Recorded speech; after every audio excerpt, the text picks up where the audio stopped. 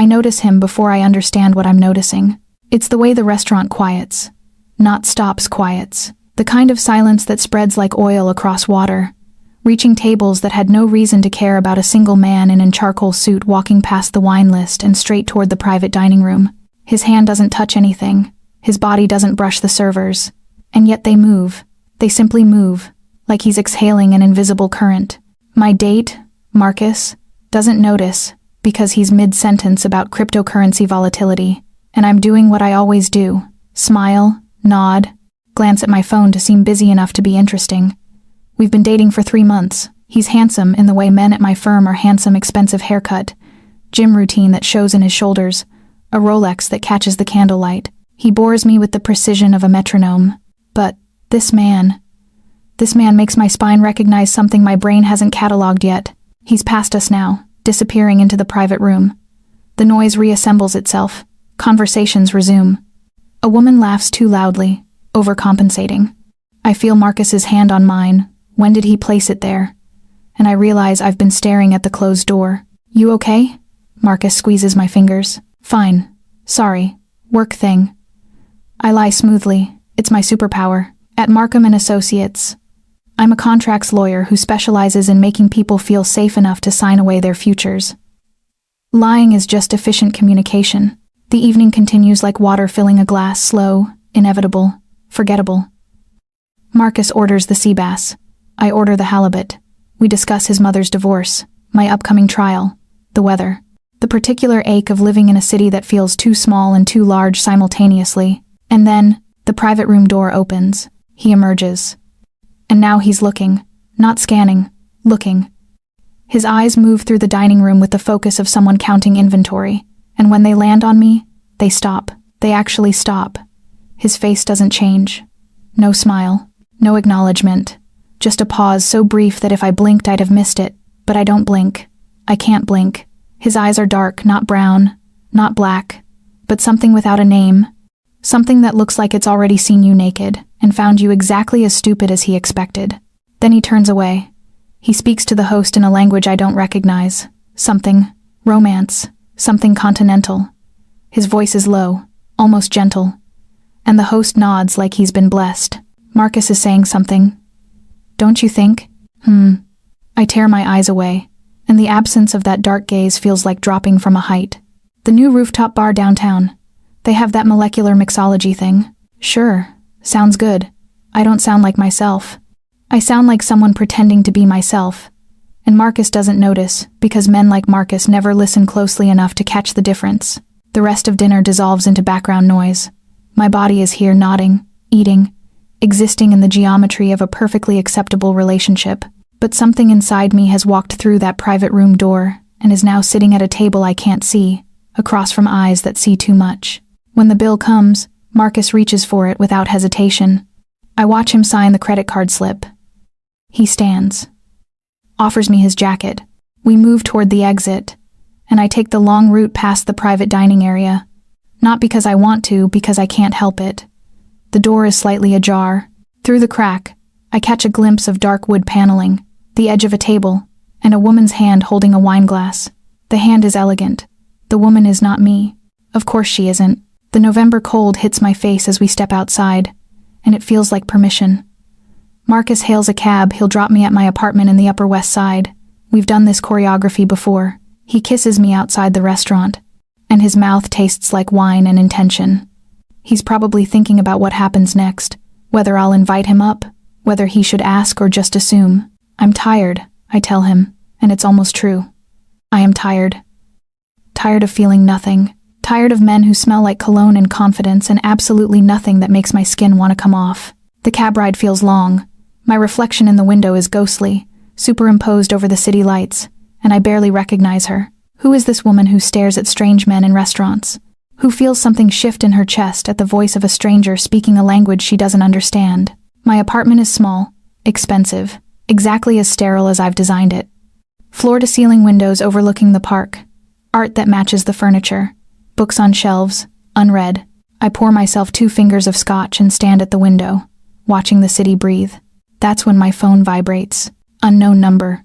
I almost don't answer, but something that made me stare makes me press the phone to my ear. Miss Eleanor Hart. Not a question. My name in a voice like gravel and smoke. The scotch burns on the way down. Who is this? Someone who just watched you pretend to be happy for 2 hours with someone beneath your intelligence. A pause. Wind in the background, he's outside. You have a tell, Miss Hart. When you're bored, you touch your collarbone. You did it 17 times tonight. The phone feels very heavy. The city suddenly feels very small. That's stalking, I say, and my voice doesn't shake. I'm proud of that. That's observation. There's a difference. But I don't expect you to understand that yet. His accent is faint but presents something European, something carefully controlled. I'm going to ask you something, and I need you to listen very carefully. When you answer, you're going to tell me the truth. Not because I'm threatening you, not yet, but because you already know something is different now. You can feel it. My reflection in the black window shows me with the phone pressed to my ear. Scotch suspended, expression fractured between fear and something that looks dangerously like hunger. Who are you? I whisper. Someone very interested in why you know my family secrets, Miss Hart, and why you haven't told anyone. Yet, the phone goes dead. I stand there for a long moment, frozen in my apartment like a fly in amber.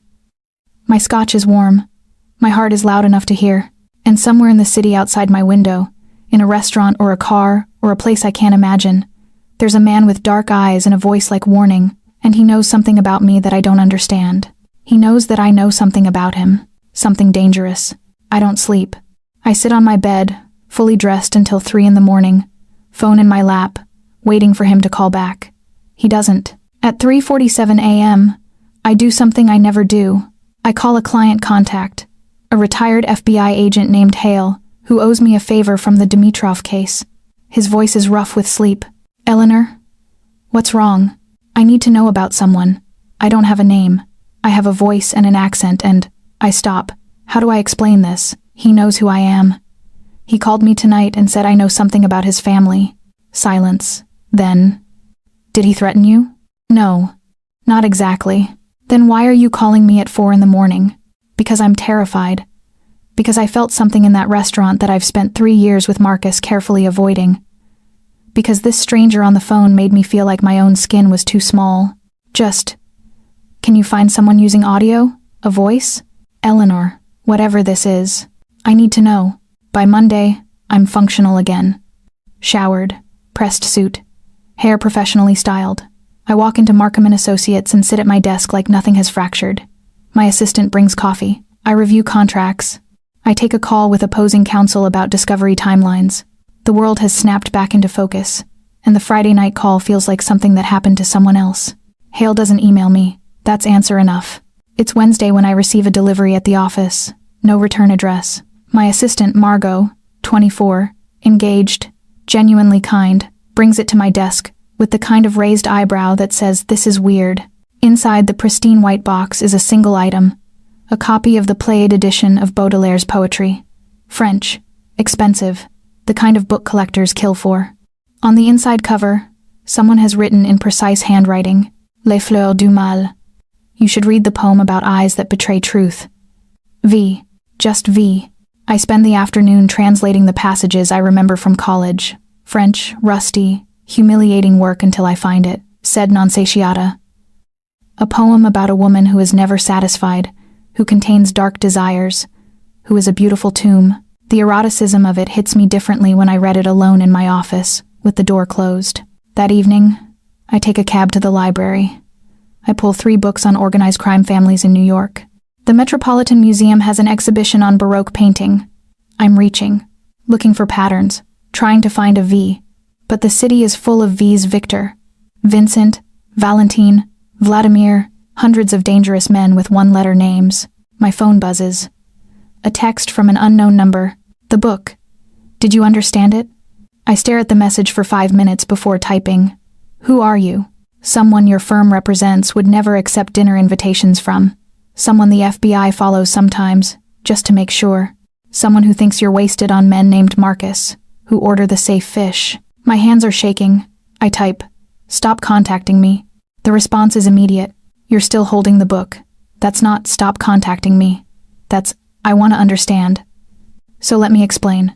Your firm prepared contracts for a shell company called Meridian Holdings in 2019. That company laundered money for my family. You knew. You signed off anyway. You also know that the real owner of that company was never disclosed to your partners, and you know who that owner was because you read the complete file. Not just the portions your supervising partner prepared for you. You read the entire file because you're thorough, because you're dangerous, and because you wanted to understand what we do. I feel the blood drain from my face. He's right. All of it is right. I had read the complete file 2 years ago, in a moment of curiosity that felt like reaching into a fire. And I'd said nothing, not because I was protecting him, but because some part of me understood that the law I practiced was just a costume we all agreed to wear. I could destroy you. No, you couldn't. But you won't, which is infinitely more interesting. Why would I protect you? The response takes longer this time. Long enough that I think he's not going to answer. Then, because tomorrow at noon, your law firm will be contacted by the SEC. They're investigating Meridian Holdings. They will subpoena all your files. Within 48 hours, you will be asked to testify about your involvement in the documentation. You will be offered a deal if you cooperate against your firm, and you will have to choose between your career and your silence. But if you choose silence, you won't survive the choice alone. So tomorrow at noon, 1 minute after you receive the call from the SEC, I'm going to call you, and I'm going to ask you to disappear with me for exactly 1 week, just 7 days. And by the end of those 7 days, you will understand why you can't destroy me, and I will understand why you're worth the risk I'm about to take. The SEC calls at 11:47 a.m. on Thursday. I close my office door. The lead investigator, a woman named Chen, with a voice like efficiency, explains the subpoena in bureaucratic language that translates to, "Your firm is going down, and you can save yourself by helping us." At 12:01 p.m., my phone buzzes with an unknown number. "Hello, Eleanor," that voice says. Just my name, and it sounds like he's standing very close. "Pack a bag. Small. Nothing with tracking. No phone, I'll provide one. 1 hour. Where are we going? Somewhere you can't testify because you can't be found. Somewhere you can ask me questions and get honest answers. Somewhere that's not safe for you, but might be necessary. 1 hour, Eleanor." And Eleanor? A pause. The sound of a smile I can feel through the phone. "Wear the blue dress. The one you wore to Markham's partner dinner last month. The one that made you feel dangerous." The line goes dead. I stand in my office, surrounded by the architecture of my former life, the diplomas, the awards, the photographs of me looking competent and empty. My hands are shaking. My phone buzzes again. An address in Red Hook. An apartment number. Instructions. And I realize, with the kind of clarity that feels like drowning, that I'm not going to call the FBI. I'm not going to tell them no. I'm going to pack a blue dress and walk into the fire, because I've spent 3 years pretending to be alive. And this stranger, this V, this dangerous man with eyes like night, is the first thing that's made me feel like I exist. I pick up the Baudelaire book from my desk, and I start to pack. The apartment is exactly what I expect. Expensive, minimal, designed by someone who views aesthetics as intelligence. Floor-to-ceiling windows overlooking the East River. Exposed brick. A kitchen that's never been used. Modern art on the walls, a Rothko print. A Basquiat lithograph. The furniture is low and angular. Everything sharp lines and control. He's not here yet. I stand in the center of the living room in my blue dress, my small bag at my feet, and I feel like a prop someone's arranged.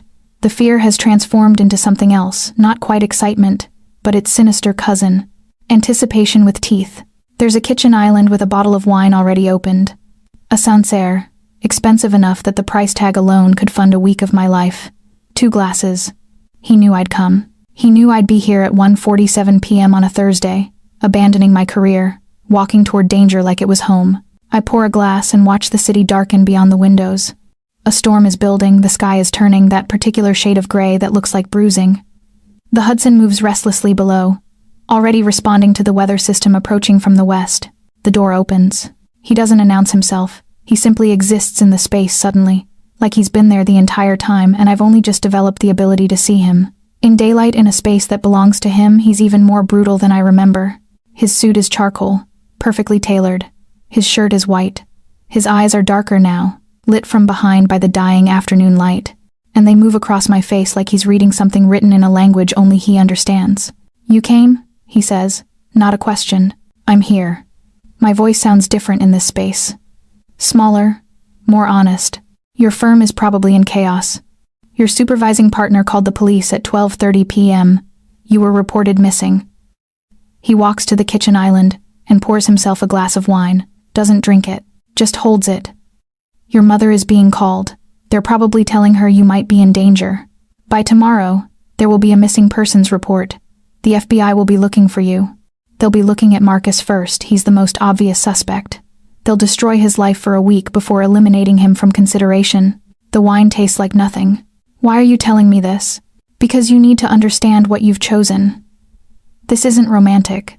This isn't some dark fantasy where a man saves a woman and they disappear together. This is you, knowingly, becoming part of something that will destroy your former life. Your mother will think you're dead for a while. Your friends will grieve. The law will hunt you. And you did this with full knowledge of the cost. He drinks his wine. I needed you to be certain. I needed you to understand before we could begin. Begin what? He sets his glass down with deliberate care. Then he walks toward me, and my body forgets how to be still. His hand comes up, not touching, just hovering near my collarbone, the place where I touch myself when I'm lying. Do you want to know who I am? Yes. My breath is very shallow. My name is Valentino Rezzi. My family has controlled organized crime in 5 boroughs for 40 years. I have personally killed 7 men. I have ordered the deaths of 23 more. I run an empire built on cocaine, protection money, and corruption so deep it reaches the mayor's office. I am the worst thing that could happen to you. His hand is still not touching me. I am also the only person in this city who could keep you alive for the next 7 days. And I'm also... He pauses. His hand drops. I'm also someone who read your deposition in the Dimitrov case. Who saw you stand in court and methodically dismantle a man's defense. Who watched you use language like a weapon. Who heard you speak and recognized something in you that I thought was only in mirrors. I can see the vulnerability in him now. It's like watching a building reveal its structural cracks. His jaw is tight. His eyes are very still. You're dangerous, I whisper. Yes, you're a criminal. Yes, you're going to destroy my life. It's already destroyed. I just acknowledged it first. The rain starts suddenly, no gradual build, just torrential gray curtains against the windows. Thunder rolls across the water, loud enough to feel like the building is responding. And in that moment, with the storm settling into the city like a living thing, he reaches out and touches my collarbone with one finger. Just one. Just the lightest pressure. The contact sends something electric through my entire body. I need to know if you want to run, he says quietly. I need to know if you're going to change your mind. Because if you are, I can make this disappear. You'll be found wandering near the FDR Drive with memory gaps from the drug I slipped into the wine at the restaurant. No one will blame you. Your life will be chaos, but it will be salvageable. I look at him, really look at him, and I see what's underneath the armor. I see a man who has made terrible choices in service of staying alive in a world that demands terrible choices. I see someone who looks at me and sees a mirror, sees a woman willing to bend the rules because the rules never fit right anyway. What happens if I stay? I ask. You learn who my enemies are. You learn which politicians and judges and police captains sleep in my family's pocket.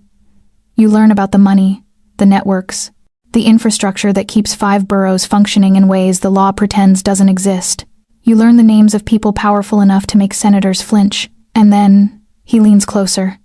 His mouth is near my ear. And then I have to kill you, because you'll know too much. Or I have to keep you. And keeping you means making you complicit in every crime I commit from this moment forward. It means the FBI will hunt you forever. It means you can never go home. It means you belong to me, completely and without exception. For as long as we both live, I should be terrified. Some part of me is.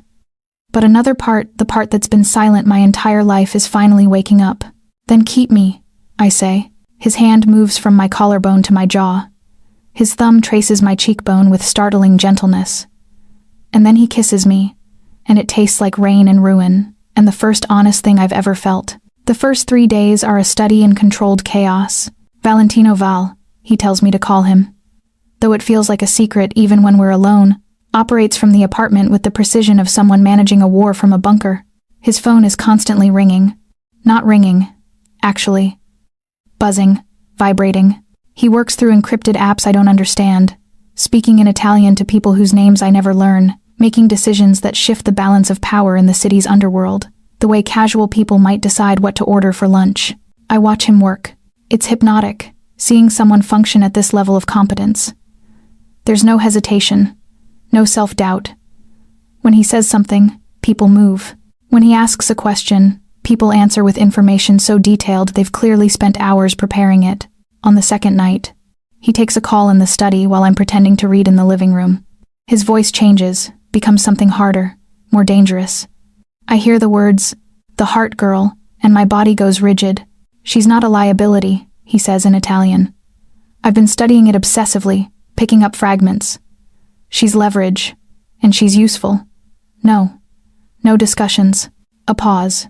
Whoever is on the other end is arguing. Tell Sergei that if he has opinions about my decisions, he can express them at a proper sit-down. Until then, he can stop inquiring about my guest. Val's voice drops. And tell him the heart girl is mine. Not because she's leverage, because I decided. There won't be a second warning. The line goes dead. He emerges from the study, and his face is very calm, very composed. But I can see the predator underneath now, the thing that kills without hesitation. "Your family is fighting," I say. He doesn't ask how I know. He just sits beside me on the sofa, very close, and his hand finds my knee. "My uncle Sergei thinks I'm sentimental. He wants you disappeared, and the heart situation cleaned up with bureaucratic finality. There's a judge on payroll who could dismiss the SEC investigation with a ruling that corrupts the original evidence. You become unnecessary, and you don't agree. I agree that you know too much. I agree that you're a risk." His hand moves up my thigh, but I also agree that sentimentality exists for reasons Sergei's 70-year-old brain can't comprehend. Sometimes the risk is worth the liability. What changes if you keep me alive? Everything. Nothing is clean anymore. Every move I make has to account for your survival. Every enemy I create becomes someone who could find you, hurt you, use you to hurt me. He leans closer.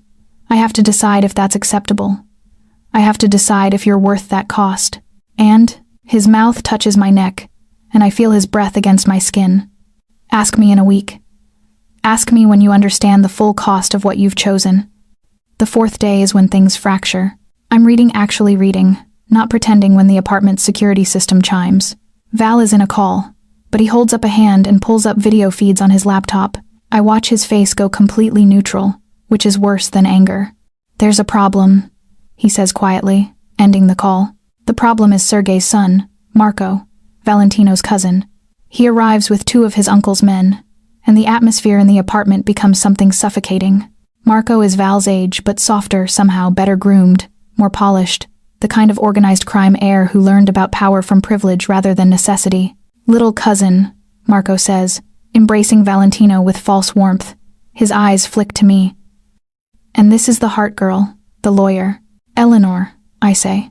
"Eleanor." He smiles, and it's the smile of someone who's already planning something. "I've heard so much about you. Your firm's involvement with Meridian Holdings is actually quite impressive, even for someone compromised. You have options." "She's not open to options," Valentino says quietly. "Sergei thinks she should be. Sergei thinks you're allowing your dick to make decisions that affect the family enterprise. Sergei suggests that the heart girl might be more useful to the Volkov organization than to us." Marco sits down, completely at home. He's prepared a very generous offer. Protected status, new identity, significant compensation. All she has to do is testify that Valentino coerced her into silence, that she was threatened. She helps us take down our dear little cousin, and she walks away. The silence is absolute. I can feel Val's rage like heat from a fire. But his voice, when he speaks, is perfectly controlled. "Tell my uncle that if he makes this offer a second time, I'm going to put his favorite restaurant, the one where he eats lunch every Tuesday on the harbor, with him inside it. Valentino, come on, this is business. This is betrayal." Val stands. His hand finds his jacket. "Leave. Now. Tell Sergei I'll be in touch about how we're restructuring the North Brooklyn operations. And tell him that the heart girl is off limits. Completely. Any contact, any offer, any mention of her name in his presence constitutes an action against my interests. And you know what I do to people who act against my interests." Marco leaves with his men, but the damage is already done. I can see it in the way Val's hands shake as he pours a drink, in the way his jaw clenches, in the fact that he's just declared war on his own family for me. You didn't have to do that, I say quietly. Yes, I did. He's looking out the window at the city. I made a choice. Now I have to defend it. You're not a tool anymore. You're not leverage. He stops, doesn't finish. I'm what? He turns to look at me, and his eyes are very dark, very desperate. You're the only thing I care about that isn't connected to power. You're the only person in this life who sees me and doesn't want something. That makes you dangerous to everyone who knows about you. So I have to keep you, Eleanor, not because it's smart, because it's the only choice that doesn't destroy me. The rain has started again. His apartment feels smaller suddenly, like the walls are breathing inward. Your family will come for me, I whisper. I know. They'll kill me. I know. Then why let me stay? He crosses to me and takes my face in his hands with startling gentleness. His forehead touches mine. Because you're the first true thing in my life, and I'm not strong enough to give you up just because it's dangerous. I've never been that strong. The safe house is in Westchester, perched on 5 acres of land that belongs to a shell corporation that traces back to an accountant Val's family killed in 1994. No one living knows about it, which is, Val explains, the only reason we're still breathing. We arrive at midnight in a car with false plates, driven by a man named Dimitri who doesn't speak and whose hands suggest a career in violence. The house is modern glass and steel, very cold, very exposed. Paradoxically, the only safe place left is a fortress. We'll stay here until I can negotiate with Sergei, Val says. He's been quiet since we left the city. That controlled calm that means his brain is running calculations I can't follow. 3 weeks, maybe 4, long enough for him to understand that the cost of moving against you is his own son's corpse, and a very public war that would invite attention from the feds. And if he doesn't negotiate, then we disappear. Canada, Costa Rica, Australia. Somewhere far enough away that my reach doesn't extend, and his doesn't either. The rooms are sparse but comfortable. A kitchen that's never been used. A master bedroom with a view of empty land. A study with a locked safe. Everything is very clean. Very prepared for a long siege.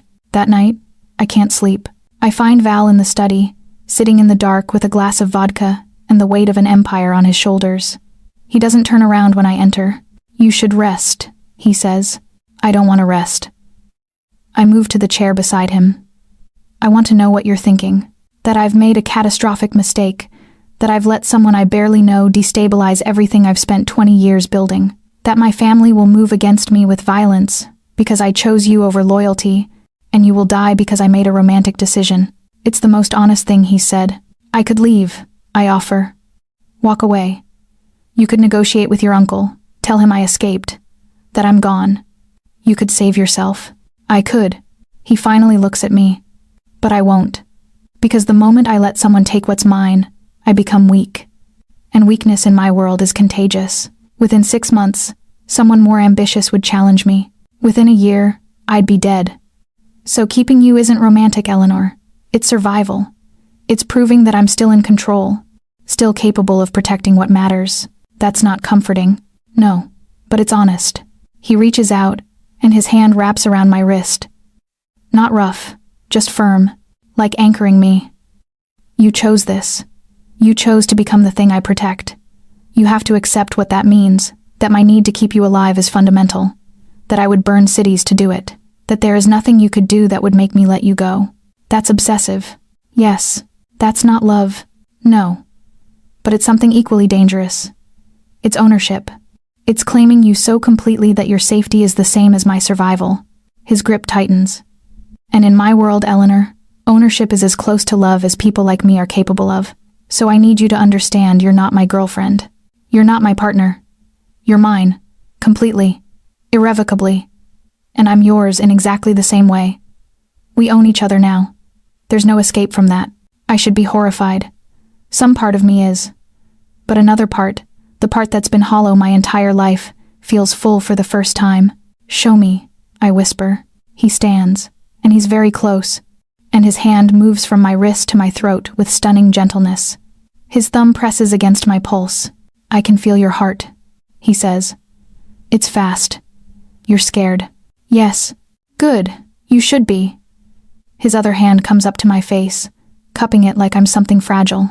I'm going to kiss you now, and when I do, You're going to understand exactly what it means to belong to me. You're going to understand that every kiss is a contract, every touch is a claim, and every moment you spend in my presence is you confirming that you choose this over everything else. His mouth touches mine, and it's not tender, it's not gentle.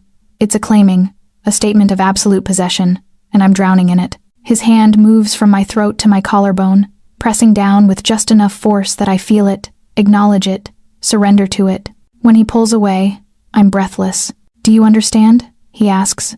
Yes. Repeat it back to me. I belong to you, completely, and you belong to me. Good.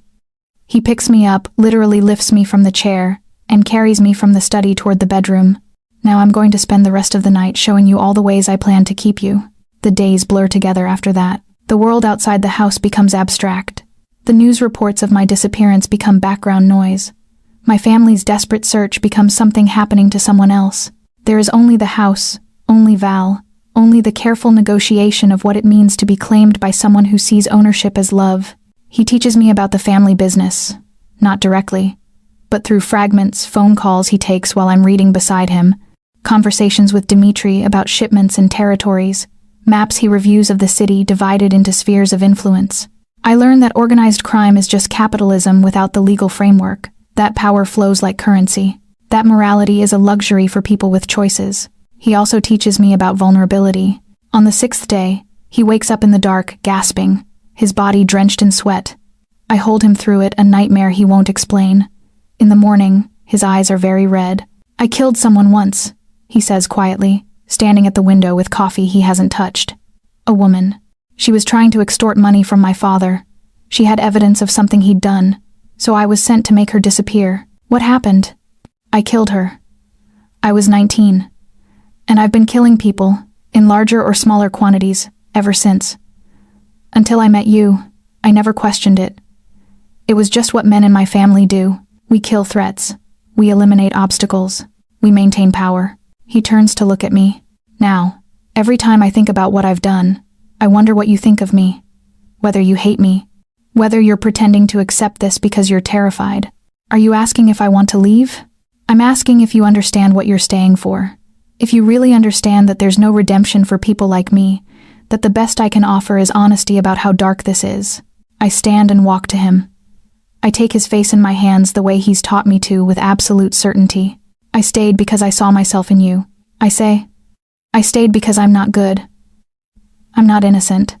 I stayed because I read that Meridian Holdings file, and I didn't turn you in, not because I was forced, but because some part of me wanted to know what it felt like to be on the side of power instead of serving it.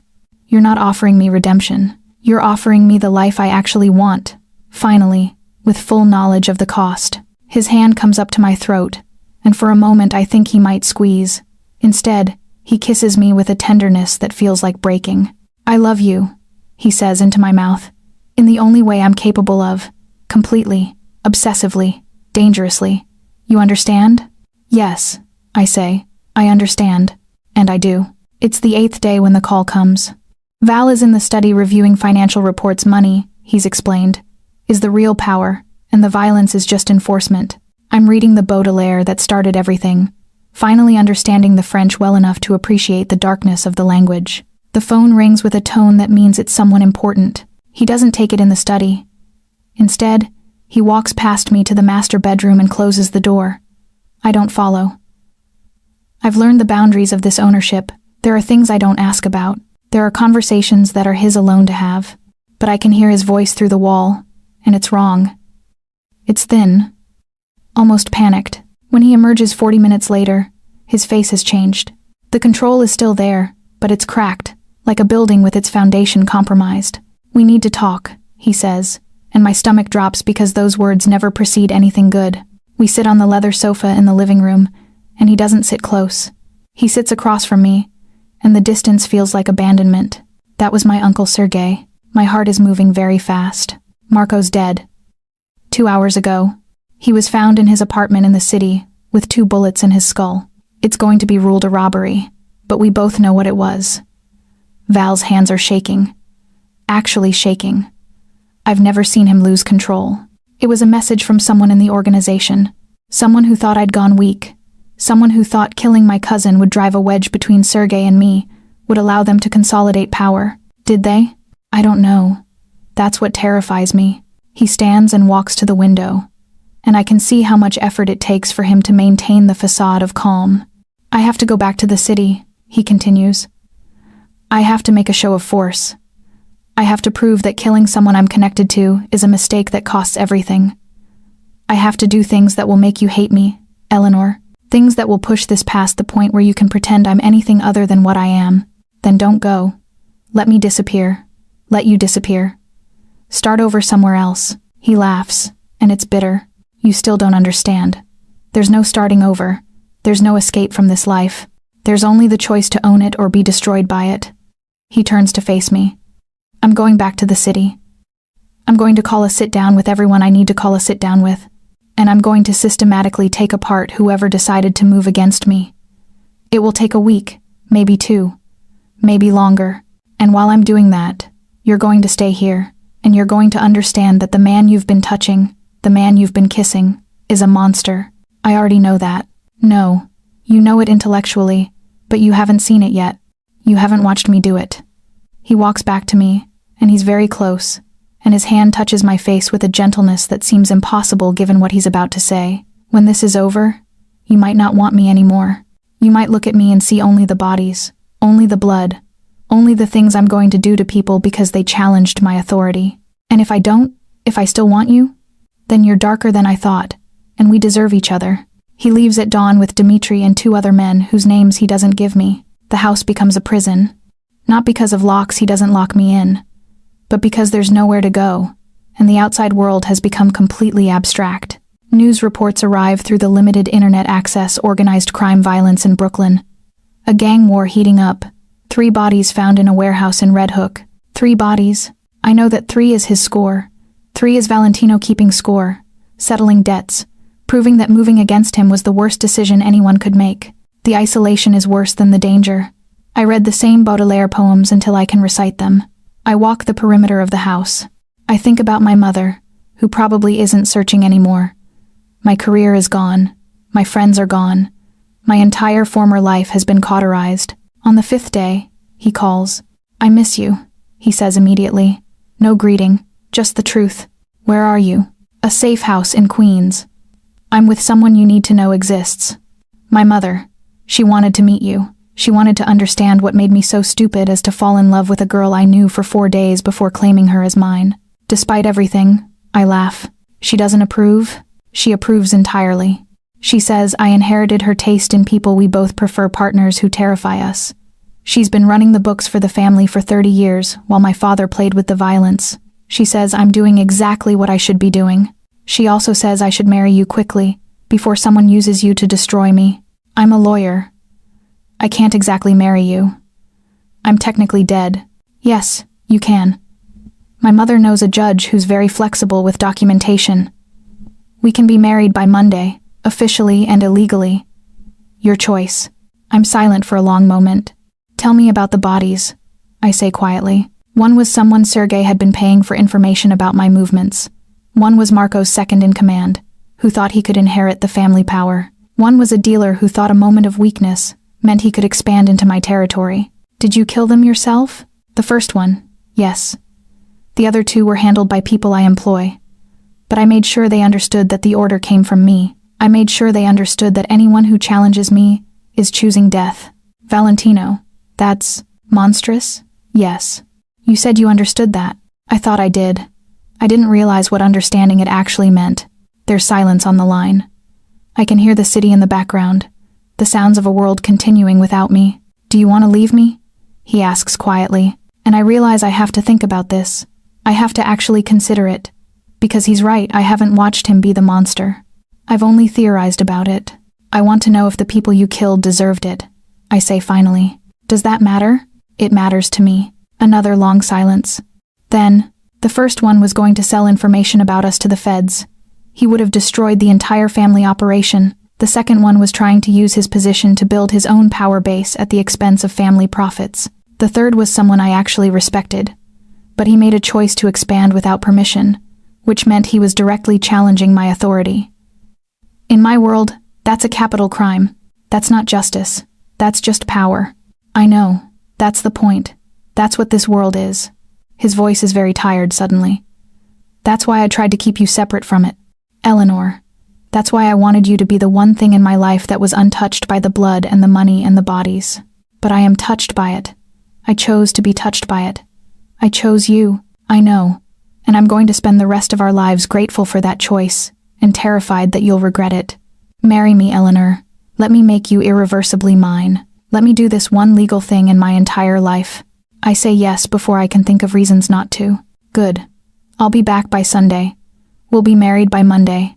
And then you'll understand exactly what you're bound to, because you'll have the law on your side, and the law will mean absolutely nothing. Sunday arrives like a threat. I've spent the 72 hours between his call and his return in a state of careful dissociation. I've showered obsessively, as if clean skin might absolve me of my complicity. I've looked at wedding dresses online, trying on white and ivory and cream in my mind, trying to understand how a woman becomes a bride to a man who kills without hesitation. I've thought about my mother, about what she would say if she could see me, about whether disappearing from her life was kinder than letting her watch what I'm becoming. When the car pulls up to the safe house, I'm waiting at the window. He emerges looking like war.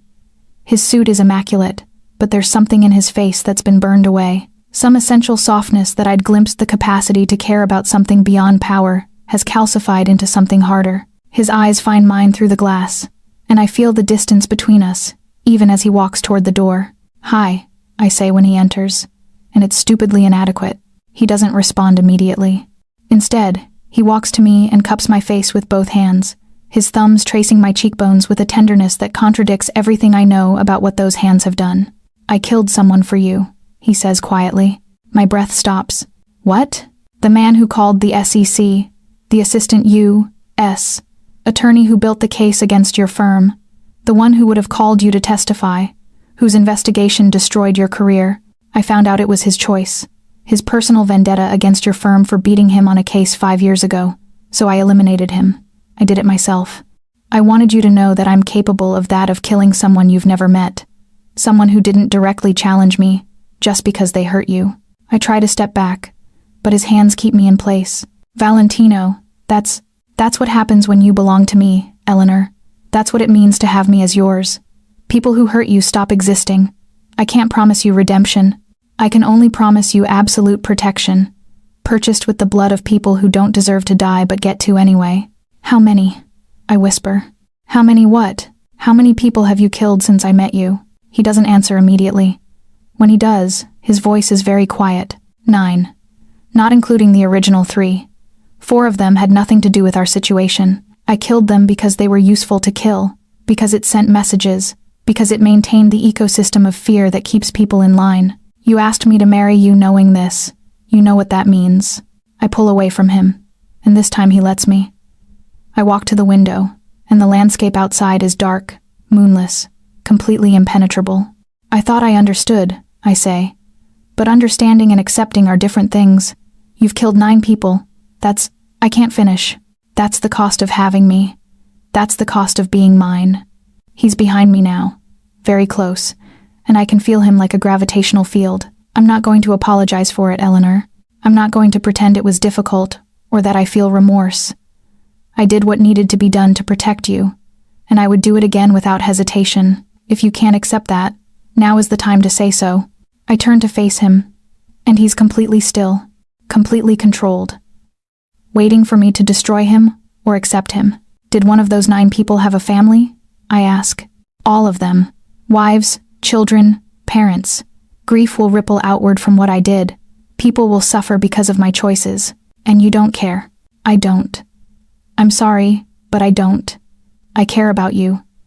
I care about maintaining power. Everything else is irrelevant to me.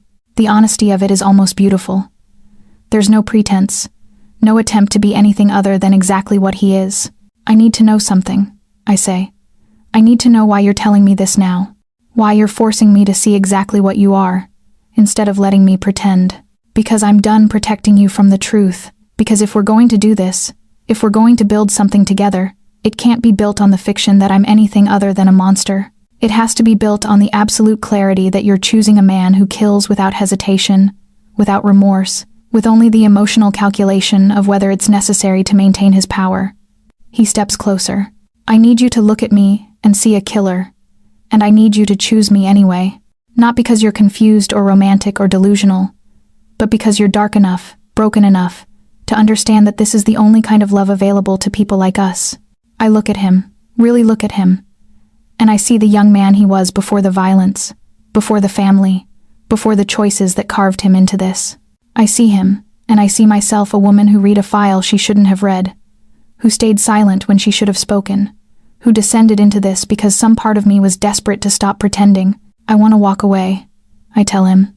I want to be the person who says this is too much, who says she can't be with someone who does what you do.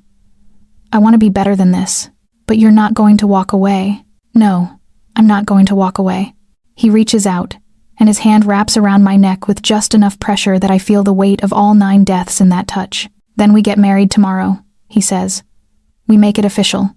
We bind ourselves legally, morally, permanently, and you accept exactly what this means, that you're going to spend your life knowing what I do, possibly watching me do it, definitely benefiting from it. Are you ready for that? No, I say, but I'm doing it anyway. His mouth touches mine, and it tastes like blood and promises and the permanent dissolution of the woman I was. We get married at 10 a.m. on a Monday in a brownstone in Brooklyn Heights. The judge is a woman in her 60s named Abrams, who clearly has no interest in questions about our legitimacy. The witness is Val's mother, Elena, who is elegant and terrifying in exactly the way her son is beautiful, because she's dangerous, not despite it. She studies me with the intensity of someone assessing whether I'm strong enough to survive what I'm choosing, and when Val slips a ring onto my finger, platinum, simple, unadorned, she nods with approval. He'll destroy you, Elena says to me in Italian, which she doesn't know I understand. Or you'll destroy each other. Either way, it's better than watching him destroy himself alone.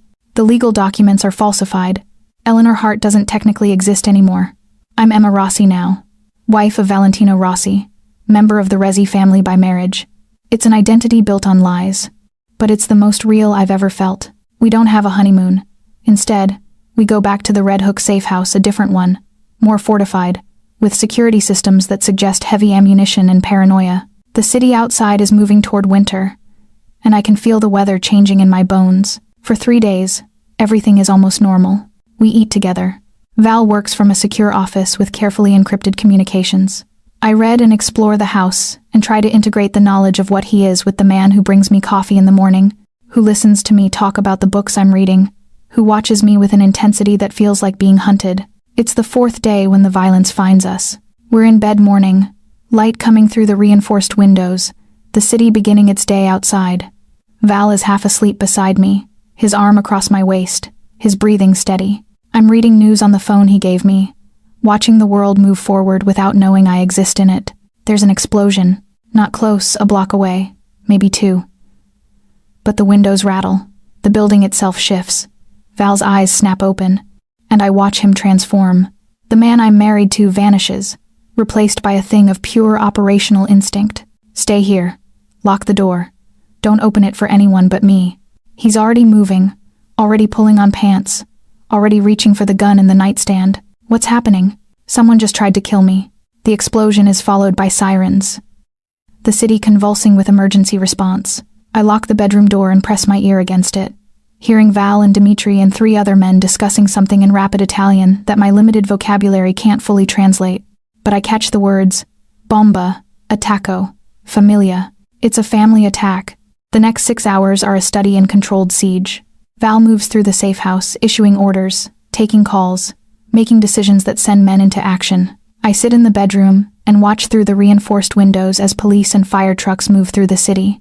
Somewhere, someone has exploded something. Someone is dead or dying, and it happened because of me. Because Val married a woman who made him weak enough to be targeted. By evening, I know the truth. The bomb was meant for Val but killed 3 members of an Italian family instead.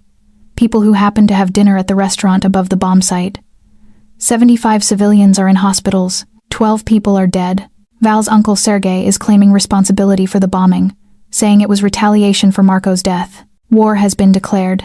Val comes to me at midnight, covered in what I desperately hope isn't blood. His shirt is torn. His knuckles are raw. We need to leave New York, he says. Sergei is escalating beyond reason. He's willing to kill civilians to prove he's still in control. That changes the calculus. The feds will be involved now. The NYPD will increase surveillance. This city isn't safe. Where do we go? Miami. I have infrastructure there. Different family, less complicated relationship. We can disappear for 6 months, let this burn down, come back when the dust settles. He sits on the bed, and for the first time since I've known him, he looks tired. Not just physically tired, soul tired. 9 people are dead or dying because of me, he says quietly. Most of them had nothing to do with any of this. They were just people eating dinner. I move to him and take his face in my hands. His skin is cold. That wasn't you, I say. That was Sergei. That was the consequence of my existence. That was what happens when people like me fight for power. The city bleeds. His hands come up to my wrists. I killed 9 people to protect you. And now, indirectly, I've killed 9 more to escalate a family war that started with Marco's death. At what point does the death toll from my protection of you become worse than the alternative? Don't ask me that. Why not? You're the only person in my life who might actually answer honestly. I lean down and kiss him, tasting salt and ash, and the particular bitterness of someone confronting their own monstrosity. When I pull away, I look directly into his eyes. The death toll was always going to be high, I say. You were always going to be dangerous. I chose this knowing that. I married you knowing that. I'm not going to let you give me an out now by asking me if I regret it. I don't regret it. I regret that civilians died. I regret that your uncle is willing to destroy the city to prove a point. But I don't regret you. I don't regret us. He brings my hand to his mouth and holds it there for a long moment. Forgive me anyway, he whispers against my palm. For what? For what I'm about to do. For what I'm about to become. To keep us alive. Miami is warm and foreign and full of the kind of danger that feels more distant because it's unfamiliar. We arrive by private plane and move into a penthouse in Brickell that overlooks the water. The family structure here is different, less old-school Italian, more international. Val's authority extends here through money and strategic relationships rather than blood. He navigates it with the ease of someone who understands that power is contextual, that different cities require different approaches. But even in paradise, the violence follows.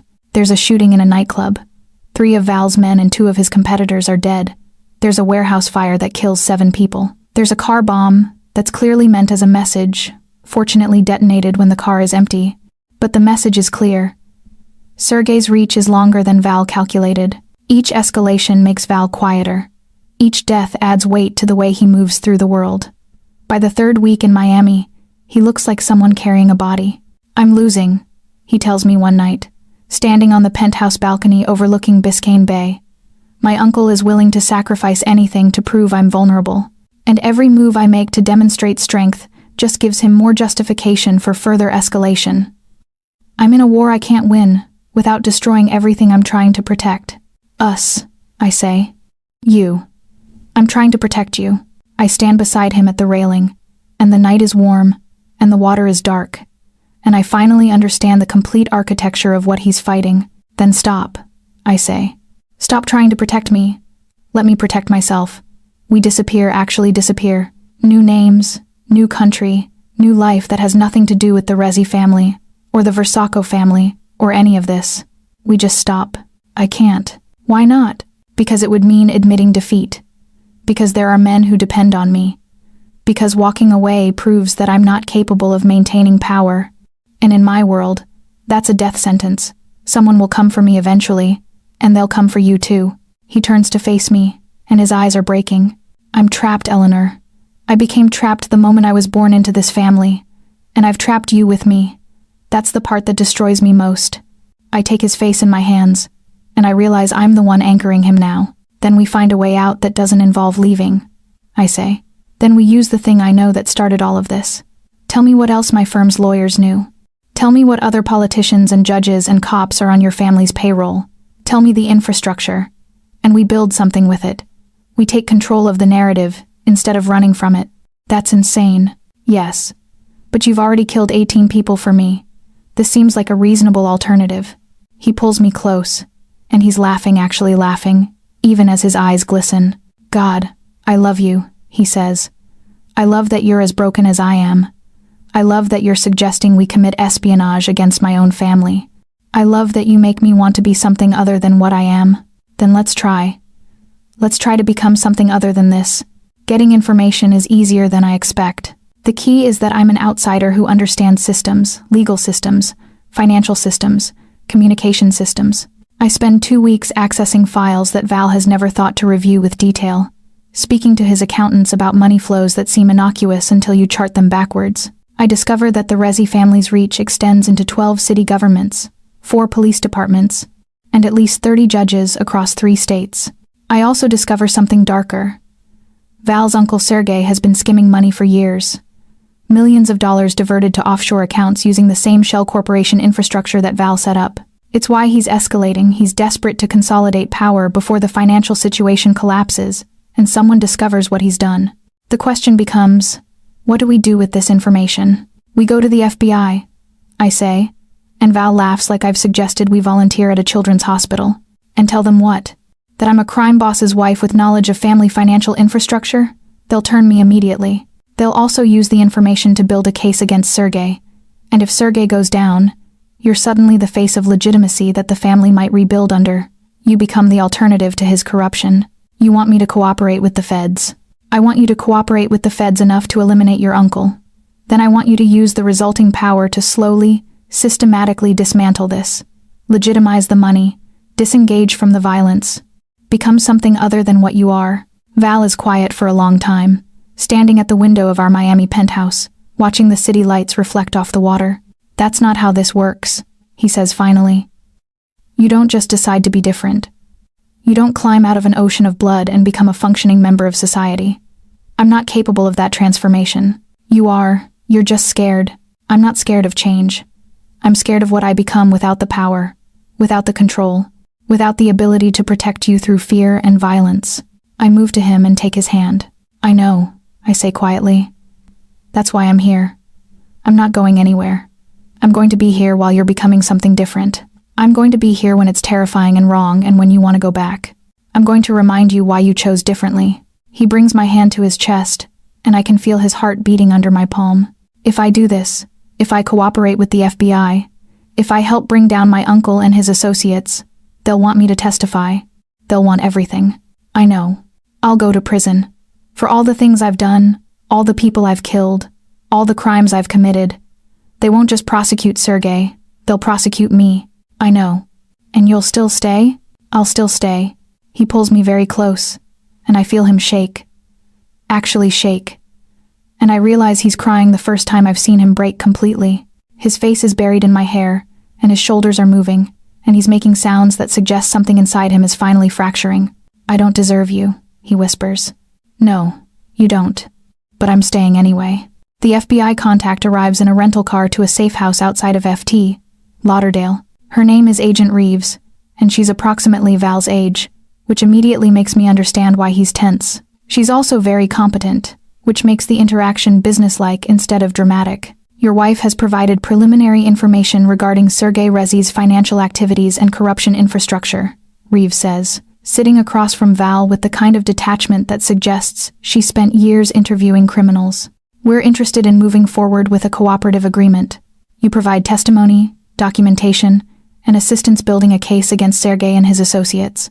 In exchange, we negotiate a sentencing agreement that takes your cooperation into account.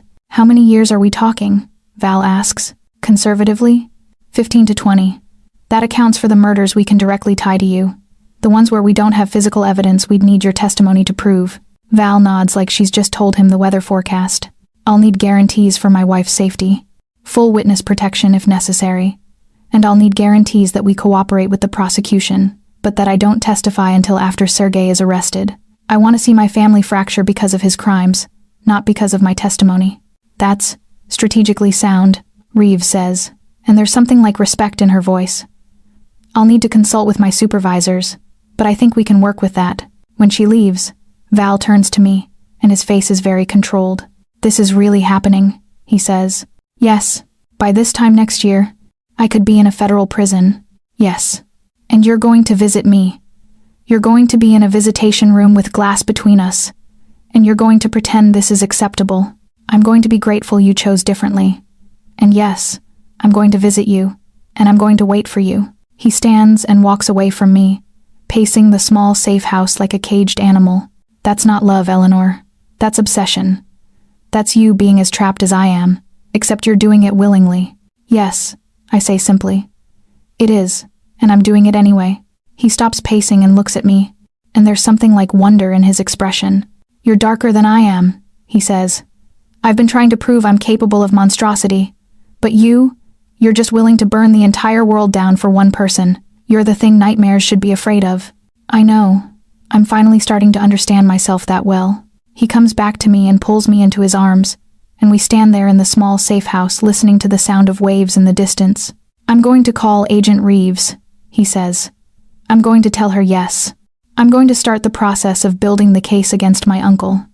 And I'm going to spend the next weeks preparing for what happens when I betray my family for you. We're preparing for it. Together. Together, he repeats, and it sounds like a prayer. The arrest happens on a Tuesday in January. Sergei is taken into custody at his favorite restaurant in Red Hook, the same one where Valentino and I had our first dinner, before everything became tangled and bloody. The news shows Sergei in a coat, his hands cuffed, his face showing nothing but the deep exhaustion of a man whose world has ended. 13 other members of the Rezi family are arrested simultaneously: judges, police captains, corrupt city officials, money launderers who've been running the infrastructure for decades. Val watches it on television with the remote control in one hand, and he doesn't change expression. That's my family, he says quietly. That's my legacy. That's everything I fought to maintain. That's also the beginning of something different. I remind him. The legal process is long and complex.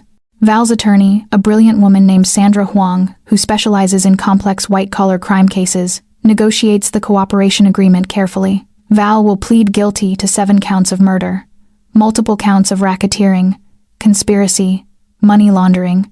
In exchange for his testimony, his sentence will be reduced to 13 years with the possibility of parole after 9. 9 years. Almost a decade of my life in visitation rooms. Almost a decade of legally binding myself to someone I can only touch through glass. I accept it the way he does, with the understanding that this is what commitment costs. Some people wait for their partners while they're away at war. Some people visit hospital rooms. I'm going to visit a federal penitentiary. It's not different in kind, only in the specifics. Val's confession is handled with precision. He meets with the FBI multiple times, walking through each murder, each decision, each moment of violence with the kind of brutal honesty that makes even Agent Reeves visibly uncomfortable. He doesn't minimize. He doesn't justify. He simply states facts. I killed this person. For this reason.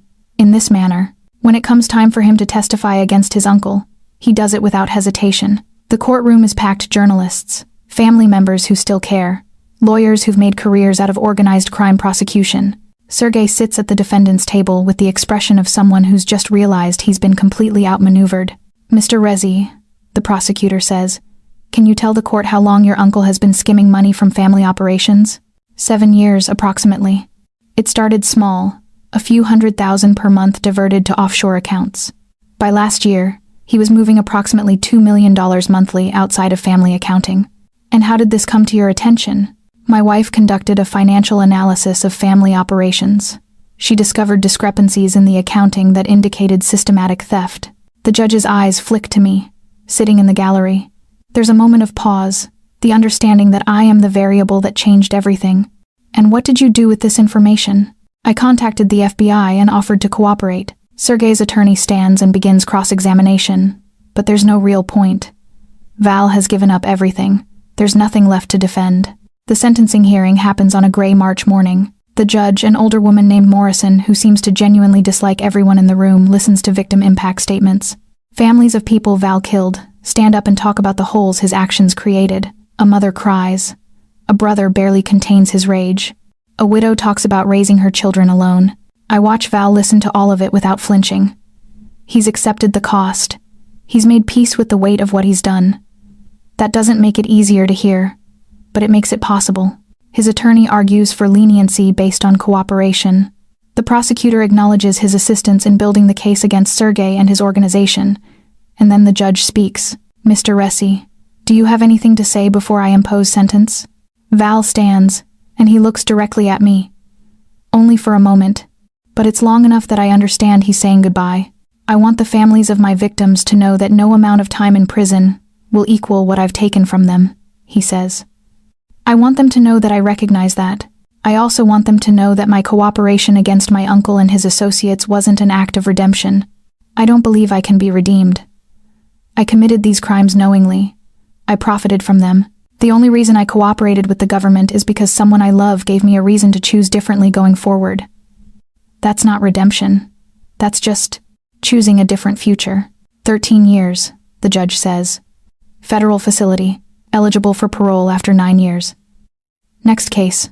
The next 6 months happen in a blur of administrative arrangements. Val is transferred to a federal facility in upstate New York.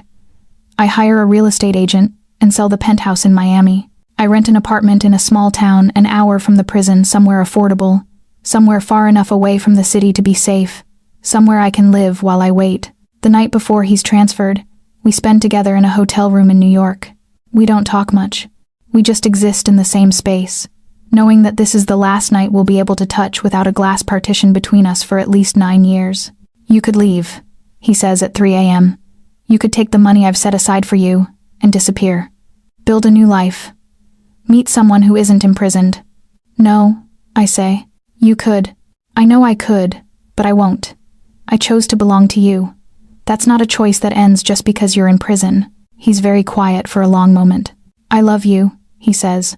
I don't know if you understand how much. I love you enough to want you to leave, to want you to be free of this. And I love you enough to know you won't go, and I'm grateful for that, and I'm sorry for that all at the same time. I kiss him, and it tastes like the end of something, and the beginning of something else. Something smaller, less violent, but no less real. 9 years later, I'm waiting in the prison visitation room when they bring him in. My hands shake as I stand. 9 years of looking at him through glass, of having conversations through a phone, of loving someone I could only touch once every 3 months when the prison allowed special contact visits. He's thinner. His hair has gray in it now.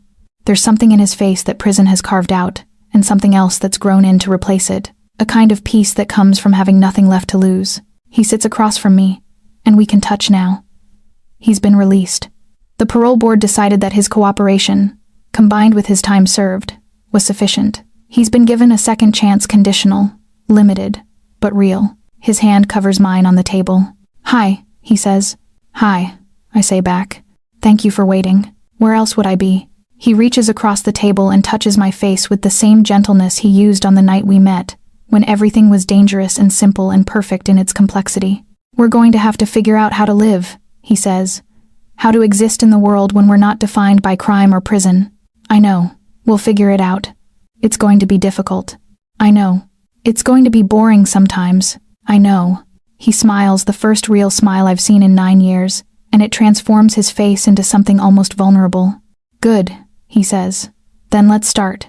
We walk out of the prison together, and the February sun is very bright, and the world is waiting. We don't know what happens next. We don't have guarantees that we'll make it, that we can build something functional from the wreckage of what we've destroyed. But we're walking forward anyway, hand in hand, two people shaped by darkness, learning how to exist in daylight. That's not redemption. Val was right about that. Redemption isn't possible for people like us. But this uncertain future, this choice to stay bound to each other, this faith that we can become something other than what we were, this is something better. This is just surviving. And sometimes, that's enough.